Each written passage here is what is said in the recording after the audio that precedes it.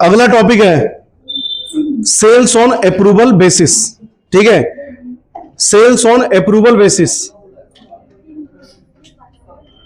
Sales on approval basis, ये क्या चीज है पहले सुनो इसके बारे में। सेल्स ऑन अप्रूवल बेसिस, सुनो ध्यान से। ये तुम है, तुम, हाँ तुमका नाम नहीं है, ये तुम है, ठीक है। अब सुनो, तुम कहां पे है? घर में। अरे तुम कहां पे है? घर में, ठीक है। तुम घर में भी बैठा हुआ है, ठीक है। ये है एक दुकान, क्या दुकान है ये? क्लॉथ का, ठीक है, कपड़ा का, कपड़ा, ये कपड़ा का दुकान है,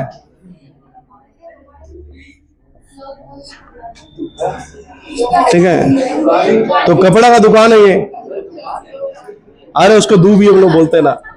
सुनो, यहां पे ना एक आदमी बैठा हुआ था, ये छोटा सा आदमी, तुच्छ प्राणी, हम, ये हम है, ये हम है, छोटा सा प्राणी यहां पे बैठा हुआ, चुपचाप मासूम सा, है ना। अभी हुआ क्या सुनो, तुम्हारी मम्मी है ना, तुम्हारे लिए कपड़ा खरीदने के लिए आई, ठीक है। बोली क्या, कपड़ा दे दीजिए। बोला ठीक है, कपड़ा आप लेके जाइए। लेकिन वो हमको क्या बोल रही है कि मेरा जो बच्चा है वो घर में, उसको अगर पसंद आएगा तो कपड़ा रख लेंगे और नहीं आया तो रिटर्न कर देंगे। ऐसा होता है ना हमेशा, ठीक है। तो हम क्या किए, सेल्स कर दिए, लेकिन अप्रूवल कौन देगा? तुम, तुम्हारा औकात सोचो, तुम अप्रूवल देगा। तुम घर में तुम्हारी मम्मी सामान लेके जा रही है, तुम अप्रूव करेगा तब जाके वो कपड़ा बिकेगा। तब तक के लिए क्या है, वो सेल्स हुआ है लेकिन अप्रूवल बेसिस पे हुआ है। अगर वहां से कंफर्मेशन आ गया कि हाँ ठीक है ये कपड़ा खरीद लिए, तब तो अच्छा है। और नहीं आया तो हम लोग क्या सोच रहे होंगे कि अभी अप्रूव होना बाकी है, ठीक है। क्योंकि हम लोग नॉर्मली देखते हैं क्या 6-7 दिन तक में कपड़ा रिटर्न हो सकता है। तो ये जो 6-7 दिन का पीरियड होता है रिटर्न आने का, पैसा रिटर्न होता है नहीं होता फर्क नहीं पड़ता है। यहां पे बात हो रहा है गुड्स का। गुड्स तो रिटर्न आ जाएगा ना मेरे पास, बाद में नहीं, बाद में भले कोई और कपड़ा दे, कोई और सामान दे, लेकिन मेरे पास से स्टॉक तो चला गया पहले। आओ और डिटेल समझे। मेरे पास जो कपड़ा का स्टॉक था ना, ये स्टॉक है मेरा कपड़ा का, मेरे पास था 100 पीस, ठीक है, 100 पीस था। इसमें से 2 पीस तुम्हारी मम्मी खरीद के लेके गई, किसके लिए? तुम्हारे लिए। अब मेरे पास कितना बचा हुआ है? 98, ठीक है। अब मेरे पास कितना बचा हुआ है? 98। तुम जब रिटर्न कर देगा बाद में जाके, तो रिटर्न करने के बाद क्या मेरे पास 98 ही बचेगा? फिर 100 हो जाएगा ना, है ना। यानी कि अगर अप्रूवल नहीं मिला तो मेरा स्टॉक फिर से बढ़ जाएगा। पैसा का बात ही नहीं हो रहा है, बात यहां स्टॉक का हो रहा है। और normally sales on approval basis जो चलता है ना, वो उधारी में चल रहा होता है कि ठीक है आप लेकर जाइए, यूज करके देखिए, सिंपल बेसिस पे अच्छा लगेगा तो रख लीजिएगा, वरना रिटर्न दे दीजिएगा। ऐसा होता है ना, ऐसा कई बार होता है कि आप एक बार लेकर तो जाइए, पसंद आ जाएगा आपका बच्चा का, ठीक है। तो अगर बच्चा पसंद कर लिया तो फिर कपड़ा उधर रह जाएगा, आपको पैसा दे देगा। तो इससे क्या क्या बना सुनो, तुम्हारी मम्मी क्या बन गई? डेटर। मेरे लीडर बन गए ना, क्योंकि बाद में पैसा आके देगी। तो डेटर, तो तुम्हारी मम्मी डेटर तब तक रहेगी जब तक तुम अप्रूव नहीं कर देता है। जब तुम अप्रूवल दे देगा तो फिर तुम्हारी मम्मी आके हमको पैसा दे देगी, बस इतना ही बात है। तो देखो हुआ क्या, डेटर मेरा बढ़ गया कितना रुपए से? 2 पीस का जो भी दाम होगा, सपोज करते 200 रुपया, चलो 2000 रुपया, ठीक है। तो 2000 से मेरा डेटर बढ़ गया और 2000 रुपए से मेरा स्टॉक घट गया। लेकिन स्टॉक घटता है कॉस्ट प्राइस पे, ना कि मार्केट प्राइस पे। स्टॉक को हम रिड्यूस करते हैं ना, वो कॉस्ट प्राइस पे करते हैं, और डेटर जो मेरा बढ़ता है वो सेलिंग प्राइस पे बढ़ता है। हम लोग सेल्स किए क्या सेम दाम में? नहीं, प्रॉफिट जोड़ के किए। तो एग्जांपल लेते हैं, ये 2 पीस का मेरा जो कॉस्ट पड़ रहा है ना, ये जो 2 पीस कपड़ा लेके गई है तुम्हारी मम्मी, मेरा कॉस्ट पड़ रहा है 1500 रुपया, पर हम दिए कितना में, 2000 में।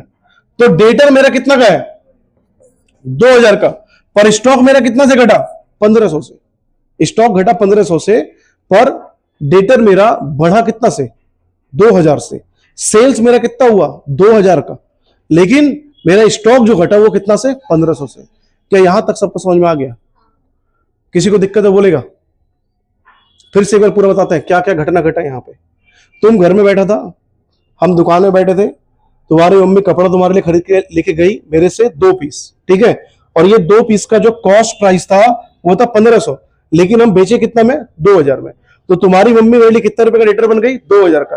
अब तुम उसको अप्रूवल देगा तब तो मेरा सेल्स हो जाएगा, पर अगर अप्रूवल नहीं दिया तो सेल्स नहीं होगा। अब सोच के देखो, बीच में 31 मार्च आ गया, सस्पेंस में रह गया ना कि क्या पता बिकेगा नहीं बिकेगा, और 31 मार्च के दिन ये बोला जाता है कि तुमको अपना अकाउंट क्लोज करना है। अगर कोई अप्रूवल पे है तो उसको ये मान लो कि सेल नहीं हुआ है, अगले साल सेल होगा तो अगले साल देखा जाएगा। तो अगर सेल नहीं हुआ है ऐसा मान लिया जाए तो क्या होगा, सेल से माइनस करना पड़ेगा उस अमाउंट को, डेटर से माइनस करना पड़ेगा उस अमाउंट को, और स्टॉक में 1500 रुपए का सामान जोड़ना पड़ेगा कि मेरा सेल नहीं हुआ है। अगर इसको रिवर्स करें, ये हम लोग मान के रहे हैं कि सेल्स हो गया, पर अगर सेल्स नहीं हुआ तो जो माइनस किए थे उसको प्लस करना पड़ेगा कि मेरा स्टॉक में 1500 रुपए फिर से जुड़ जाएगा, क्योंकि सेल नहीं हुआ है। अप्रूवल पे था पर अभी तक कोई सिचुएशन ऐसा आया नहीं कि वो लोग बोल दे कि अप्रूव हो गया। और डेटर जो हम बना के रखे थे कितने रुपए का, 2000 का, उसको क्या करेंगे, माइनस। सेल्स जो हम लोग बढ़ा के रखे थे उसको क्या करेंगे, माइनस।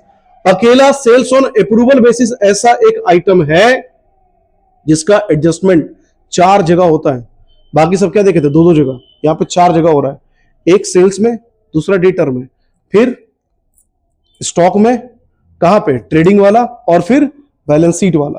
तो 2 जगह स्टॉक में गया और 2 जगह कहां गया, एक बार ट्रेडिंग और एक बार बैलेंस शीट में, ठीक है। तो देखो यहां पे स्टॉक के अंदर क्या करेंगे हम लोग, जोड़ेंगे ना, मतलब स्टॉक बढ़ाएंगे। तो ट्रेडिंग का स्टॉक में भी जोड़ दिए और बैलेंस शीट का भी स्टॉक में जोड़ दिए। डेटर और सेल्स को क्या करना है, घटाना है, क्योंकि हम सेल्स मान नहीं रहे हैं, तो सेल्स से भी माइनस करेंगे और डेटर से भी माइनस करेंगे। तो 2 जगह माइनस हुआ और 2 जगह प्लस हुआ।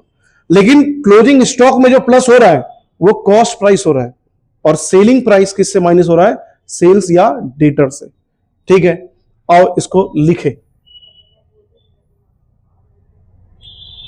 चलो, सेल्स ऑन अप्रूवल बेसिस,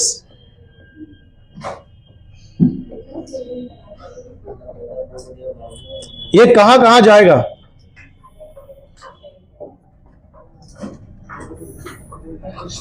पहले ये कौन कौन से अकाउंट को इंपैक्ट करेगा, ये क्लोजिंग स्टॉक को करेगा,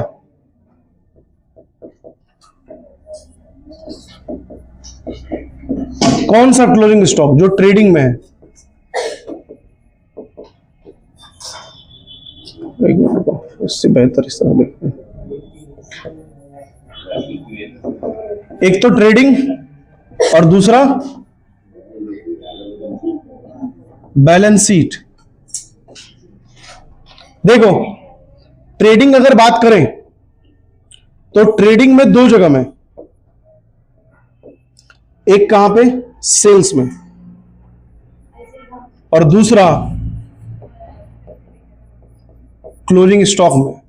बैलेंस शीट की अगर बात करें तो यहां भी 2 जगह इंपैक्ट कर रहा है, एक डेटर में और दूसरा क्लोजिंग स्टॉक में।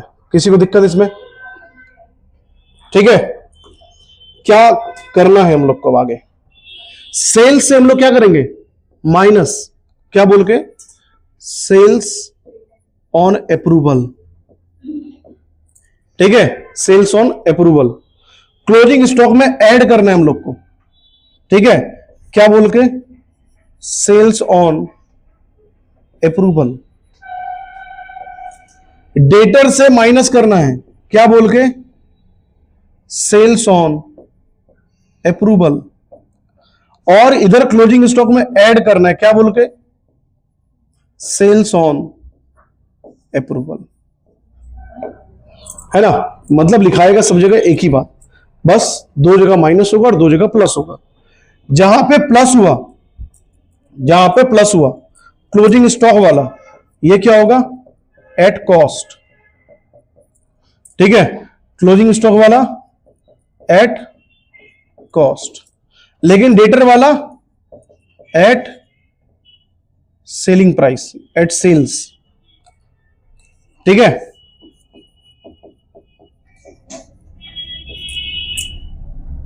चलो इसको उतार लो। सेल्स ऑन अप्रूवल, दो जगह माइनस हो रहा है सेल्स वैल्यू पे, दो जगह प्लस हो रहा है कॉस्ट वैल्यू पे, बस इतना ही है सेल्स ऑन अप्रूवल बेसिस। इसके ऊपर में सम आने का चांस काफी कम होता है।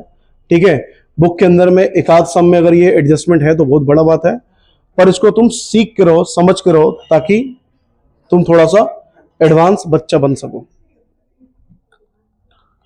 हाँ, कोई पूछ दे सेल्स ऑन अप्रूवल तो आप ऐसे मत बोल रहा है क्या, हम कभी सुने ही नहीं है, फिर बदनामी किसका हो जाएगा, मेरा। तो हम बदनाम ना हो जाए, इसके लिए तुमको पढ़ा रहे हैं, और कोई बात नहीं है।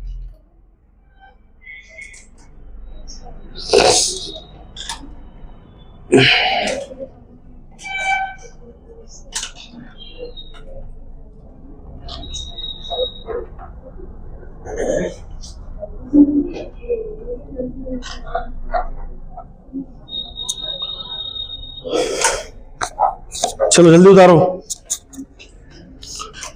फिर इसका भी एक छोटा सा सम कर लेंगे और खत्म हो जाएगा ये भी।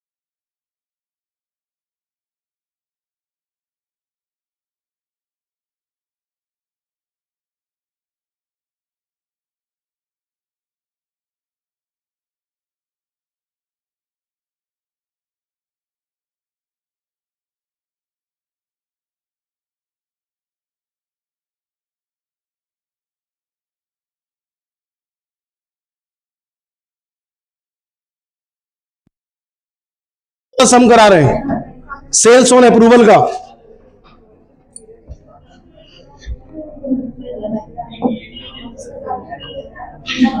ये रहा मेरा ट्रेडिंग,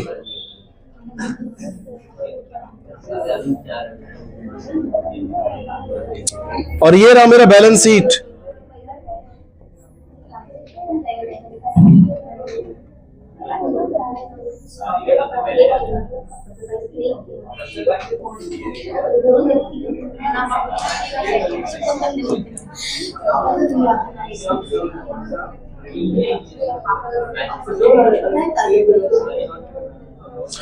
ये है मेरा ट्रेडिंग। बीच में एक बजे बहुत बात हो रहा है।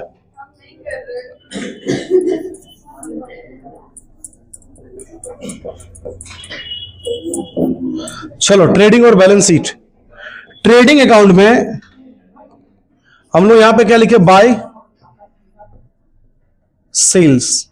एग्जांपल लेते हैं, सेल्स का जो मेरा वैल्यू है वो था 50,000 रुपया, ठीक है। अब आते हैं हम लोग इसी के नीचे बाय क्लोजिंग स्टॉक, और जो मेरा क्लोजिंग स्टॉक था ये था 30,000 रुपया का, ठीक है। यहां भी क्लोजिंग स्टॉक कितना था, 30,000 का, और जो मेरा डेटर था वो मान लेते था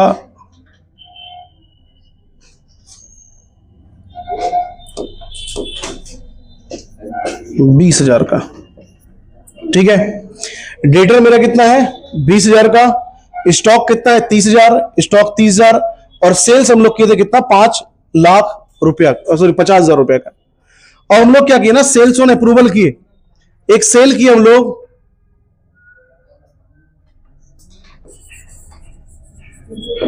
सेल्स ऑन अप्रूवल किए, ठीक है। इसका जो कॉस्ट था, कॉस्ट प्राइस था 12,000 रुपया, और इसका जो सेलिंग प्राइस था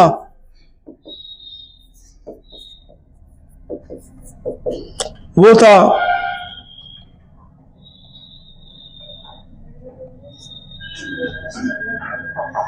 चलो ज्यादा अमाउंट हो जाएगा थोड़ा सा। कॉस्ट प्राइस था इसका 5,000 रुपया, और सेलिंग प्राइस था इसका 7,000 रुपया, ठीक है। अब सुनो ध्यान से, ये जो क्लोजिंग स्टॉक यहां 30,000 दिख रहा है, इसमें कितना का स्टॉक हम लोग माइनस कर दिए हैं, 5,000 का किए थे जब बेचे थे। वही ये जो 50,000 दिख रहा है, इसमें 7,000 रुपया जुड़ा हुआ सेल्स का, मेरा 7,000, क्योंकि उसका सेलिंग प्राइस कितना था 7,000 रुपया का। इस डेटर में जो 20,000 दिख रहा है, इसमें 7,000 रुपया मेरा सेलिंग जुड़ा हुआ है, एक अप्रूवल वाला। अब 31 मार्च आ गया और अभी तक कोई उधर से इंफॉर्मेशन आया ही नहीं कि वो सेल माना कि नहीं माने। तो इस सिचुएशन में हम लोग क्या करेंगे, आज माइनस कर लेंगे, ठीक है। माइनस किसको, सब जगह पे, यहां पे हो जाएगा माइनस, ठीक है। यहां पे हो जाएगा प्लस, यहां हो जाएगा माइनस, यहां हो जाएगा प्लस। माइनस क्या बोल के, सेल्स ऑन अप्रूवल है ना, सेल्स ऑन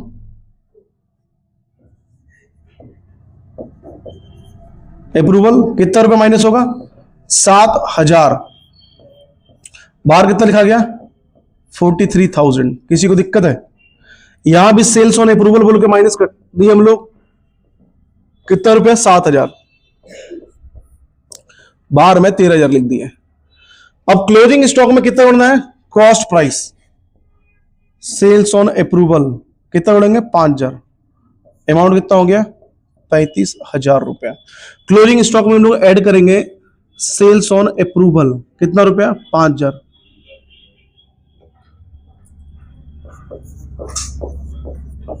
तो बाहर चला गया 35,000 रुपीज। बस इतना ही तो है, किसी को दिक्कत है क्या, सेल्स ऑन अप्रूवल हार्ड लग रहा है, नहीं नॉर्मल तो चीज है ना। दो जगह प्लस करना, दो जगह माइनस करना, बस और क्या। जहां प्लस कर रहे हैं कॉस्ट प्राइस वाला को और माइनस कर रहे हैं तो सेलिंग प्राइस वाला को, बस इतना ही है, ठीक है। पक्का, चलो तो इसको उतारो और आज का क्लास यहीं पे खत्म, ठीक है।